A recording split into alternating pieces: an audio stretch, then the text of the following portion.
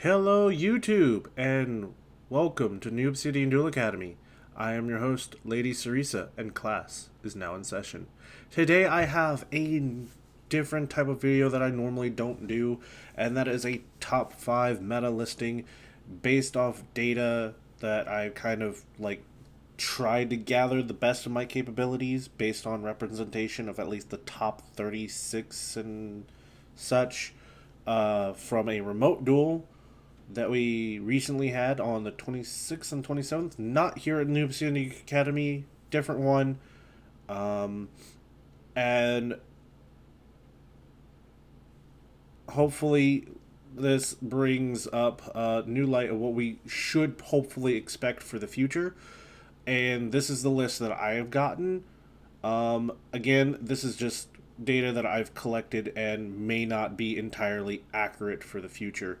So do bear with me on this.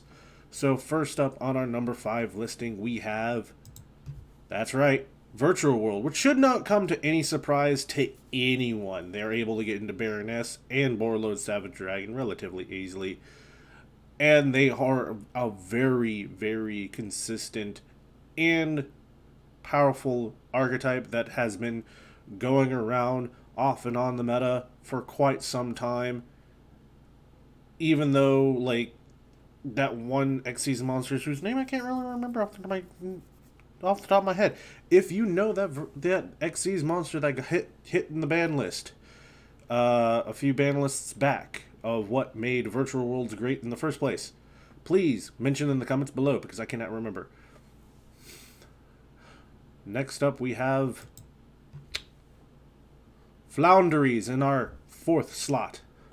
This should come to no surprise to some.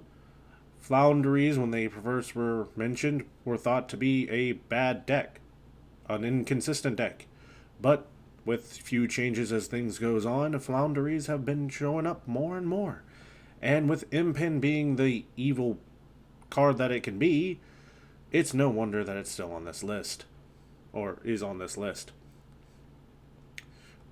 Next we have Sword Soul Tinny. I have been told that this deck wasn't even meta, but tell that to some of the other ones that had this as a high representation.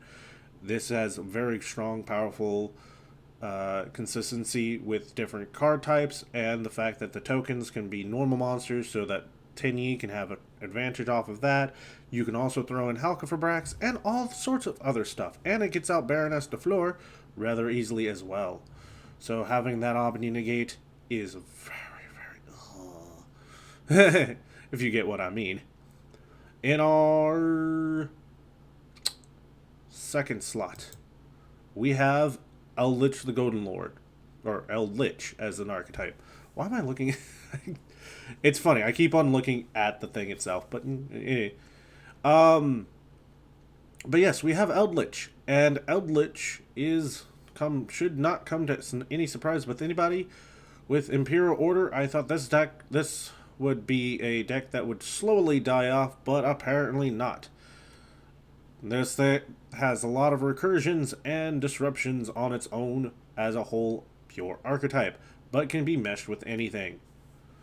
Lastly, on our number 1 slot, we have Adventurer. I used to know this as Brave or Brave Token, but we have Adventurer as it is now called. And I would say it as a more of an engine, but because it's used in so many different types of decks that meshes well, and this is what's named mostly, this is what we're going to go with. Because Adventure alone can't do much, but with other things, it is a engine to be reckoned with. And honestly, I might be tempted to try it out in my Wind Witch Invoked Artifacts, to be honest. Anyways, that's our top 5 meta decks that we are to expect to even grow, even more so. And if you like this video, be sure to hit the like button. And don't forget to subscribe for more Yu-Gi-Oh content. And as always, we'll see you in the next video. Class dismissed.